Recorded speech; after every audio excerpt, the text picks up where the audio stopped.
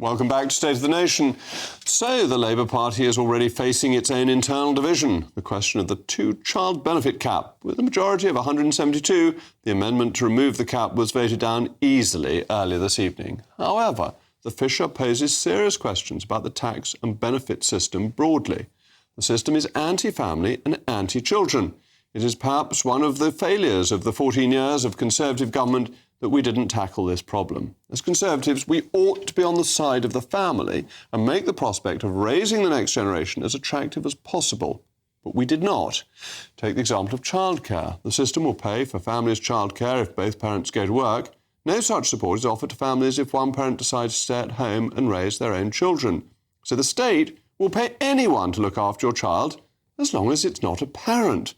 A mass of literature points to the benefits of children being raised by their own parents, and yet the system encourages the opposite. This extends to the tax system. If one parent earns all of the income, they pay more in tax than if the income is split between both parents. So even if the same amount of money is being earned across the family, the system punishes families with a parent who stays at home. Universal credit claimants face the risk of losing payments if they get married or admit to cohabiting with their partner. If their partner earns more than the threshold, again discouraging people from starting families.